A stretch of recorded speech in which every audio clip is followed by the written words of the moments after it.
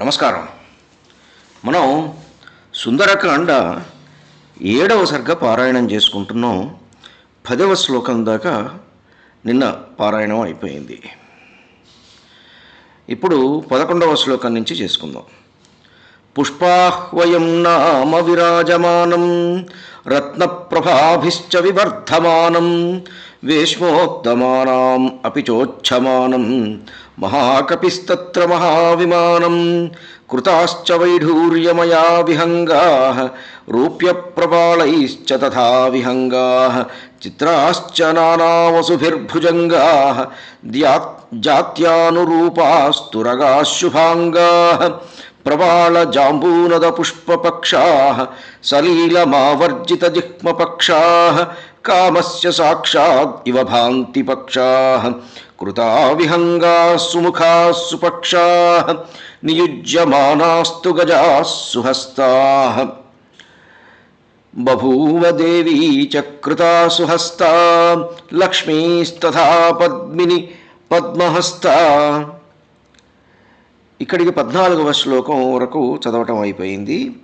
వీటి అర్థాలు ఏమిటంటే, రత్నకాంతులు అతిశయించుచుండగా వారిచే మిక్కిలి ప్రకాశించుచు ఉత్తమ భవనముల కంటే ఉన్నతమైన పుష్పకము అనే పేరు గల ఒక మహావిమానమును హనుమంతుడు చూశాను.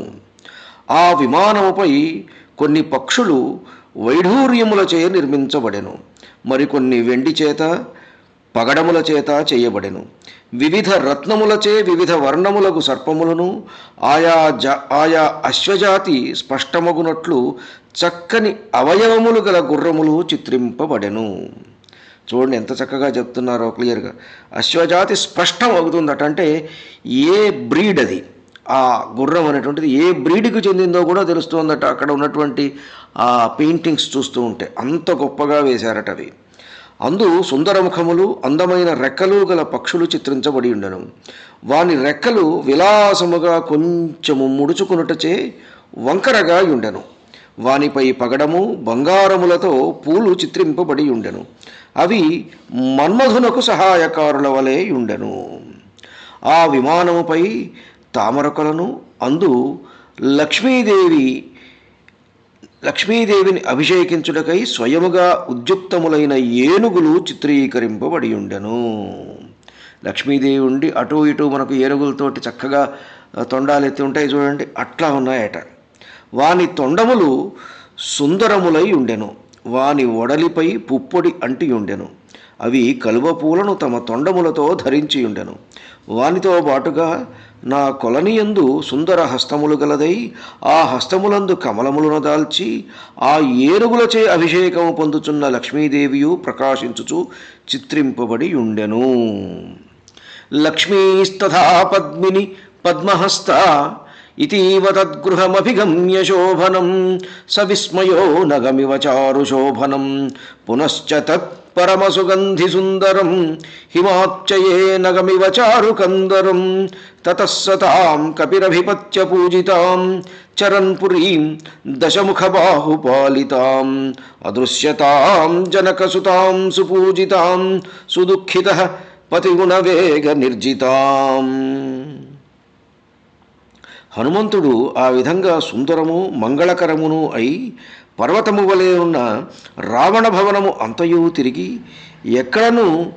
ఎచ్చటను స్త్రీలతో కూడి రావణాసురుడు కనిపించకుండుటచే ఆశ్చర్యచకితుడై వసంతమునందు సుందర గుహలతో కూడిన పర్వతము వలె సుగంధభరితమైన ఆ భవనము అద్భుతమై చూపట్టగా మరల నా గృహమునందే తిరగజొచ్చను. అంత అద్భుతంగా ఉందట. ఆయన మనస్సు కూడా ఒక్కసారిగా ఆహా ఎంత బాగుంది అనిపించి మళ్ళా దాంట్లోనే తిరుగుతూ ఉన్నాడట ఆయన. పిమ్మట ఆ హనుమంతుడు రావణుని బాహుబలముచే కాపాడబడుచు రాక్షసులకు ఆదరణీయమైనదగు లంకానగరమున తిరుగుచు తన పతి దొడ్డగుణముచే వశీకృతయైన పూజనీయురాలగు జానకీదేవిని ఎచ్చటనూ కానక మిగుల దుఃఖితుడయ్యను. తతస్తదా బహువిధ భావితాత్మనః కృతాత్మనో జనకసుతాం సువర్త్మనః అపశ్యతో భవద్ అతి దుఃఖితం మనః సుచక్షుషః ప్రవిచరతో మహాత్మనః. ఇత్యార్షే శ్రీమద్ రామాయణే వాల్మీకియే ఆదికావ్యే సుందరకాండే సప్తమః సర్గః. దీని అర్థం ఏమిటంటే ఇది చివరి శ్లోకం 17వది. పలు విధములుగా ఆలోచించువాడు, నిశ్చితమైనటువంటి బుద్ధి గలవాడు. ఇక్కడ చూడండి ఎంత చక్కటి విశేషణం ఇది. నిశ్చితమైనటువంటి బుద్ధి గలవాడు, సదాచార సంపన్నుడు, మహాత్ముడు, ఉత్తమమగు దర్శన శక్తి గలవాడు అయినటువంటి హనుమంతుని మనస్సు సీతాదేవిని చూడక మిక్కిలి చింతాక్రాంతమయ్యను. అవి బాధపడుతూ కూర్చున్నాయట.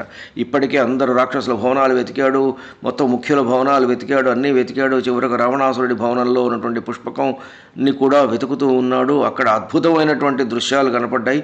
అయినా కానీ అమ్మవారు కనపడలేదు. లక్ష్మీదేవి కనపడింది. చక్కగా ఏనుగులు తొండాలతో ఆవిడని అభిషేకిస్తూ, కలువ పూలు తొండాలతో పట్టుకొని ఇరువైపులా అమ్మవారిని అభిషేకిస్తున్నటువంటి చిత్రాలు కనపడ్డాయి. కానీ సాక్షాత్తు లక్ష్మీదేవి అయినటువంటి సీతాదేవి కనపడలేదు ఆయనకు. ఇది వాల్మీకి మహర్షి రచించినటువంటి శ్రీమద్ రామాయణమునందు సుందరకాండములోని 7వ సర్గము సమాప్తము. ధన్యుణ్ణి. నమస్కారం. మీ ఊటుకూరు జానకి రామారావు.